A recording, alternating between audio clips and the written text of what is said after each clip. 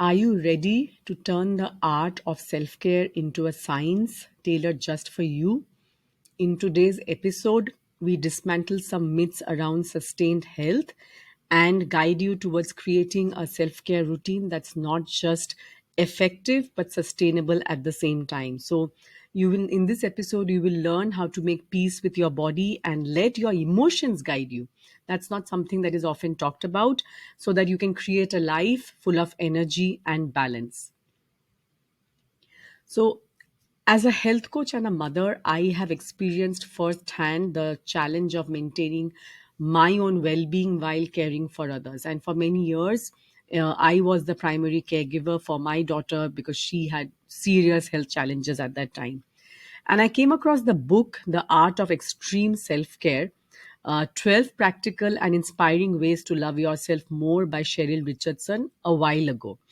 And it was this book that opened my eyes to the importance of self care, having a self care, sustainable and consistent self care routine, and also what self care is not. Till then, my idea, honestly, of a self care routine was going for a massage or to a spa or having a smoothie, all those things that you read in books or magazines or in the social media. And of course, they are legitimate ideas for a self care routine, but they are just scratching the surface. They're not even close to what true and real self care can, means and what it can actually do for you. And in this book, Cheryl, introduces the concept of deprivation. This is not something that I ever considered for myself, and it really opened my eyes. And I realized that I was perpetually in rescue mode, caring for others and neglecting my own health in the process. And of course, when you are in a crisis mode, it is bound to happen, and there's nothing wrong with that. But when you're out of that crisis mode, that is when you need to make sure that you're taking good care of your health. Otherwise, you're in no fit state to take good care of others. And this book was a game changer for me. So, for that reason, and so for many others, and it reshaped my understanding of self care. And so, also the other thing that happened is when I came across this concept of deprivation, I was reminded of of being that good girl all my life. I've always been praised for being a good girl right from childhood. And that is something a lot of women are conditioned, a lot of young girls are conditioned to be, to talk in the right way, walk in the right way, sit in the right way, be a good girl, not, crave for attention, so many things that actually are not really helpful at all to women, especially when we grow up. So anyways, coming back to this book, I want to share with you an exercise that you can do right now. So get your pen and paper or a journal, and I want you to answer these questions thoughtfully. So take your time. You can always pause this episode while you are doing that. So the first question that I want you to write down answers to is, where do I feel deprived? So the first question is, where do I feel deprived? The second, what do I need more of right now? So the second question is, what do I need more of right now? The third question, what do I need less of? What do I need less of? You may not have ever answered this question. What do I want right now? So the next question is, what do I want right now? Then, what am I yearning for? It's actually different from the previous one. What am I yearning for? Who or what is causing me to feel resentful and why? Who or what is causing me to feel resentful and why? And finally, what am I starving for? What am I starving for? So, as she says in the book, your answers to these questions will help you identify the areas of your life that are calling for greater consciousness and increase in your awareness of what needs to change in order to keep you from feeling deprived. When you're doing this exercise, it's important that you're specific about your needs. So instead of writing, I feel deprived because I have no time to myself, for instance, you might say, I feel deprived of solitary, uninterrupted time away from my children and husband, which allows me to do something just for me, such as read a good book, have lunch with a friend, or take a quiet bath. Being introspective and taking time to arrive at your answers thoughtfully will allow you to gain greater clarity about what your soul needs most to no longer feel deprived. To practice extreme self care, you must learn to love yourself unconditionally, accept your imperfections, and embrace your vulnerabilities. From a spiritual perspective, it's about recognizing that you are a soul in a physical body who's here to learn to be more of who you really are. When you treat and view yourself with respect that you deserve, you experience the peace that comes from being present to yourself. What a lovely way to talk about what true self-care is all about. It's about finding the creating healthy boundaries. It's about respecting yourself, loving yourself unconditionally, and demanding the same from others. But you have to demand that from yourself first, and that's part of self-care. In fact, as I record this episode, just in a couple of days, I am traveling. I think it's about 12,000 kilometers to meet my daughter who's studying in Vancouver. And I'm going to spend about 9 to 10 days with her. It's just a mother and daughter time. We couldn't go when she went to drop her because of visa issues. So I'm going now, spend some time with her. And the remaining 10 days of my trip, I'm in USA, meeting my friend, being with family, but also just being on my own. And that's self care for me. The whole trip is actually a kind of self care for me. So I'm spending time with my daughter, who I miss a lot. At the same time, I'm also spending time on myself and with friends and family, catching up and just being by myself in a new place, reflecting and enjoying. That's self care. So I know that when I come back feeling more refreshed, more rejuvenated, feeling full, because I've really poured into myself so that I can, show up for my work, for my family, and take better care of them, of them. So that's how self care really works. So you cannot pour from an empty cup at all. So if you're feeling constantly fatigued, no matter how much rest you're getting, or your body aches you have these aches and pains which never seem to go away, or maybe you find that you're feeling anxious, unusually low or down, but it's not linked to anything, then understand that these symptoms are not random. They are your body's way of communicating. They're trying to tell you something. So whether it's nutrition, whether it's more rest, whether it's a more genuine connection with your own emotions, there is something that is not right. So in today's episode, we will explore how to listen to these messages from your body, and how you can integrate tailored self-care practices that address your unique needs. So what you are doing here basically is creating a sustainable foundation for your health, and that's what's going to give you long term relief.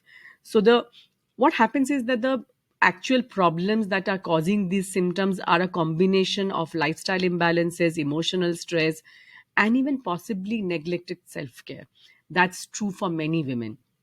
We are not really very good, or we are the way we are conditioned, we are not really led to believe that self care is important, or taking care of our health. In fact, it's typically at the end of our list. So, and the issues that lead to this are often lifestyle imbalances, as I mentioned, which is a poor diet. It can be lack of exercise, inadequate sleep, and maybe even over reliance of stimulants like coffee. So all these factors can actually disrupt your body's natural rhythms, and that causes issues. Or it can be emotional stress. Chronic emotional stress is another big factor that we often underestimate. So whether it's unresolved personal issues, ongoing relationship conflicts, or even work related pressure. I mean, I know at least of two individuals, and they have chronic back pain issues, and I know that it definitely also stems from their unresolved personal relationships issues. So they have relationship issues, and it's definitely contributing to their back pain. There is actually research which backs it up. So that needs to be addressed, because emotional stress can weaken the immune system. It alters hormonal balance. So all of it is connected. You're one whole person. And then, of course, for women specifically, neglected self care. So, not taking time to rest and recharge is definitely true for many women. And this is typically also true more for those who are also caregivers.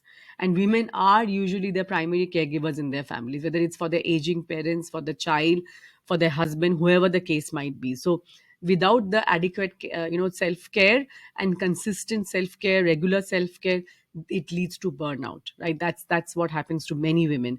And of course it can be environmental factors like toxins coming in, whether it's from the air you breathe or the products that you're putting on your body. They also contribute to all these issues. And last but not the least, mind body connection, the disconnection that we often have with our body is really sad.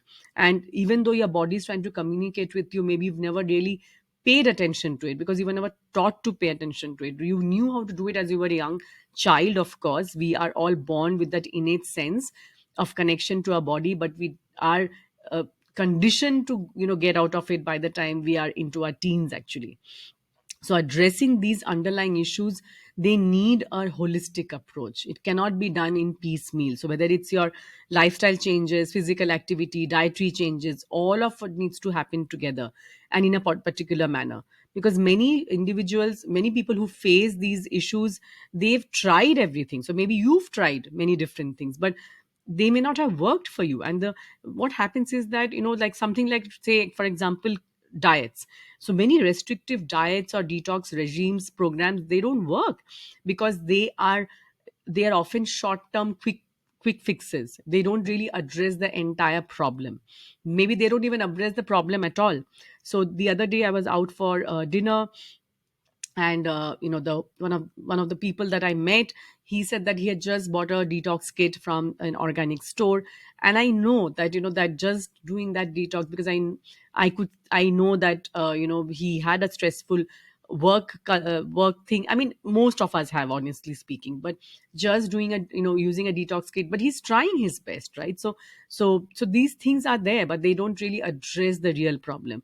Or even the sporadic fitness things. So many people go to the gym, they work out for for a day or two, and then that's good. So in fact, when my clients ask me what is the best workout, I tell them it's a workout that you will actually do.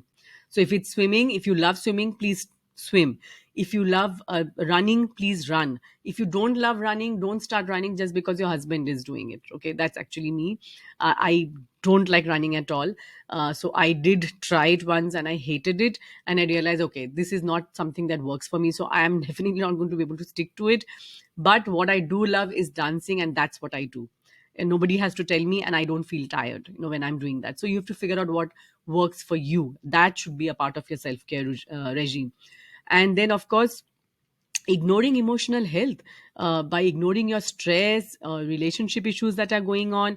So any of these things and emotions definitely impact your physical well-being. I mean, you intuitively know that. So without addressing this, just focusing on physical health is not going to give you long-term results. And of course, if you don't ask for help, if you don't have a community supporting you, it becomes that much more difficult. So I made this mistake even after knowing all of this. When I was a couple of years ago, when I was facing severe sciatic issues, it became really bad because I did not ask for help at the right time. I was traveling a lot with my daughter, and by the time I actually went to the doctor, they said it's surgery is required. But I could have actually asked for help from the functional medicine community long time before that, and got some good long-term solutions, which I finally ended up doing. But after a lot of pain, I didn't have to do that. So that was a big learning for me. So the effective resolution of any problems actually involves a holistic understanding of one's health. It has to be a 360-degree approach, and it has to make sense for you. So if you feel exhausted, overwhelmed, or stuck in a cycle of trial and error that is not bringing you sustained relief, then you need to take a different approach. It's a more what I'm inviting you to do is take a more sustained approach to self-care, not just a occasional yoga class or a trendy diet that your neighbor is following, or just a self-care weekend at the spa. Only doing that is not going to really be to really help you. So what I'm going to share with you next is how to sustain your well-being every single day. That's what's going to move the needle. That's what's going to help you see lasting results, the ones that you really want. So here's what you can do instead. Number one, this is the most important step: make your body your friend. This has to be a part of your self-care routine. We don't talk about it at all. You may not have even heard of this. If your body is not working against you, it is actually working for you. And all those symptoms that you're facing, those symptoms are your body's way of sending you messages to get your attention, that there is something wrong and this needs to be addressed. And even when, when a person has autoimmune disease and there are these symptoms which keep changing every single day, and there's 200 symptoms, it's not so much that the body is working against that person, it's more that the body is trying to survive desperately in an environment it's been asked to live in. Okay, I this is something that I teach my clients. So you need to shift your perspective. So instead of, for example, seeing fatigue as inconvenience, start seeing it as your body's way of saying slow down, something is off. So, and it can be, you can start with simple stuff like maybe a deeper rest, different foods, or a more balanced routine. And of course, tuning into your rhythm. So whether it's hunger cues, whether it's thirst, whether it's, sometimes we actually override these things with caffeine, with coffee. So start paying attention instead of, to your body's signals, instead of overriding them. So the next time you feel drained, don't reach for a coffee. Start by asking yourself, what does my body need right now? And you will find that when you listen carefully, you will get the answer. Number two, let your emotions guide you. Again, not something that would have possibly heard. You've been taught to manage your emotion, push through stress, but emotions again are not the enemy. They are an internal guidance system. They are telling you that something is wrong and what's working and what's depleting you. So for example, resentment, it's not an emotion, it's a feedback. If you feel resentful about your relationships or some responsibilities, it may be that your boundaries need strengthening. Boundaries again is not something that we are taught about how to create and set healthy boundaries and why we need to do that. So go back and listen to the episode. I've done an episode, I'm going to share it in the show notes below, but why you need to set boundaries and how you can do that. So instead of brushing off your emotions, ask yourself, what is this emotion trying to tell me?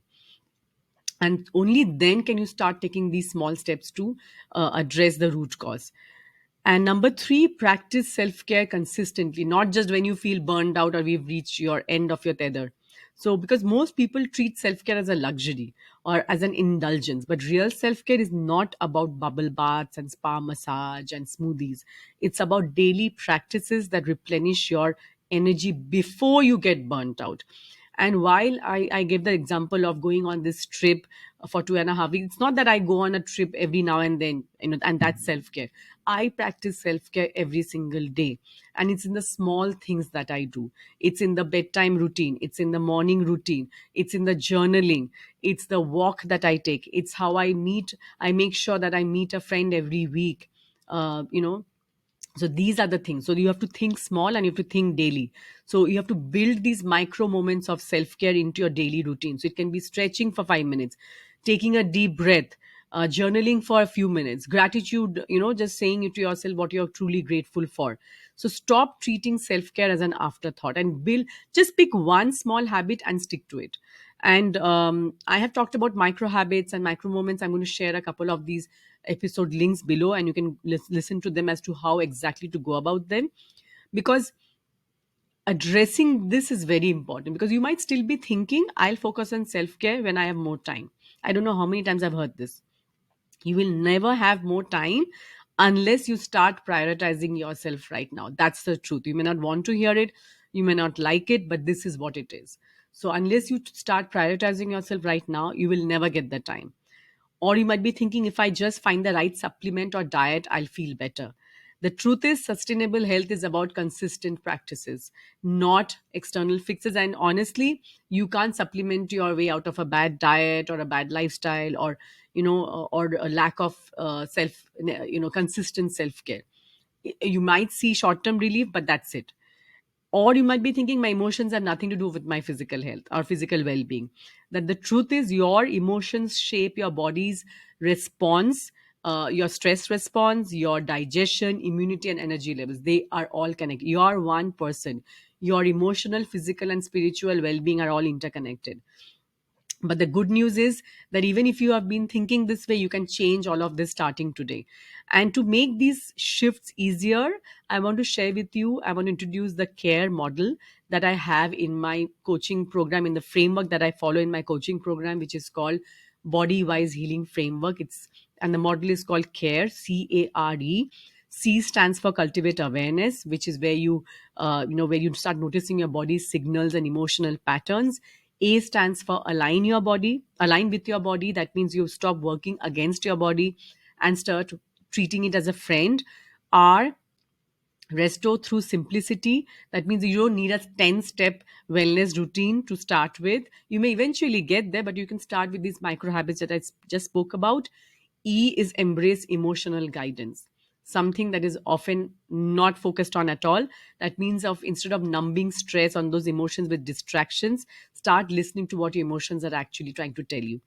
Because this model is something that I follow, and this is the model that I have built this entire episode on. So even if you start doing some of the practices that I just mentioned, you will start seeing results. So the real transformation happens when you stop waiting for the perfect time to take care of yourself. There's no perfect time, right? You have to start today with whatever you have and whatever you can possibly do. So if you're ready to start today, just choose one simple self-care practice and one that you can do on a daily basis. And because it's not about just feeling better for a moment, it's about how to sustain well-being for a lifetime. That's the real work. That's what self-care is about. And even if you're feeling exhausted, stretched thin, and your energy, you never feel energetic no matter what you do, and you've tried different diets, you've pushed through exercise, taken different supplements, what I want you to know is, and if you've not seen results, what I want you to know, that it's not your fault. Most of us have been taught to approach self-care completely backwards. That's what I've been talking about. It's more about quick fixes, external fixes. So it's a pill, a cleanse, detox, supplement. But this is not what true self-care is all about. And that is why symptoms keep showing up, whether it's fatigue, anxiety, brain fog, etc. So this matters because, as I mentioned, sustained health is not about fixing what's broken, it's about building a foundation. When you build a healthy foundation, that's when you see sustainable health. And it's not just physical health that I'm talking about, it's about emotional well-being, emotional and spiritual health as well. So finally you stop guessing about what your body needs and you start knowing it. You wake up feeling refreshed instead of feeling drained. You experience more calm and clarity rather than being stuck in the stress mode. And you stop relying on external fixes and you start relying on yourself and your body. So you don't have to just think about this, you have to actually experience it. And you can start today, because it's not about adding more to your plate, it's about a completely new way of approaching self care, one that actually works for you. And it will work for you simply because you are being guided by your own body, by your own emotions. It is your inner guidance system. So, if you are ready to stop this endless cycle of exhaustion and start feeling deeply nourished, balanced, and cared for, I have designed something for you. I'm hosting an autoimmune breakthrough masterclass on the 28th of March. I'll be sharing the link below. Make sure that you sign up for this, and I'll show you exactly how to break free from these, from the shackles, so that you're not chasing health trends anymore. You don't feel like your body's an enemy anymore. And you're not starting over and over again. So if you're tired of doing everything right but still feeling stuck, this is where things finally change. So join me for this breakthrough autoimmune breakthrough masterclass. It's going to be a game changer. It's going to be an amazing experience for you, because I want you to know that self-care is not a luxury. It's the foundation of the life that you deserve to live. So if you have any questions, you can connect with me on Instagram at the rate Anindita Rungta. Thank you so much for joining me on this episode of Embrace Your Healing Journey. In the next episode of Embrace Your Healing Journey, I am pulling back the curtains on a hard truth: why most popular health trends are set up to fail you. So, if you have ever wondered why miracle diet, detox, supplement it's not working despite the hype, then this episode is a must listen. I'll be breaking down why wellness trends keep you stuck in an endless loop of trying and failing, and the simple shift that finally puts you back in control. So, if you want to see real results, make sure that you listen to the next episode.